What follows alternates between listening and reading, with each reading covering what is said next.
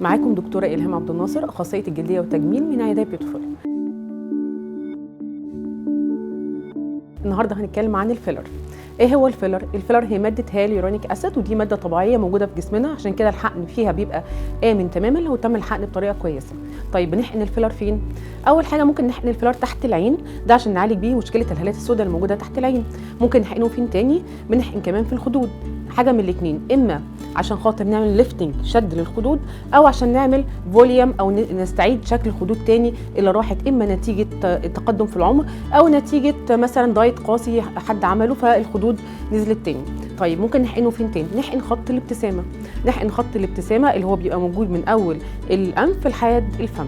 ممكن نحقن تاني، ممكن نحقن كمان الدقن، وده بنعمله عن طريق حاجتين، اما نعمل برودنينج او نعرض الدقن شويه في الرجال، او نعمل تابرنج نخليها بشكل مثلث اكتر في الستات، وده عن طريق بارامترز معينه الدكتور هو اللي بيحددها. هل هو امن ولا مش امن؟ لا، الفيلر امن لو اتحقن بتكنيك صح واتحقن على ايد دكتور متمرس.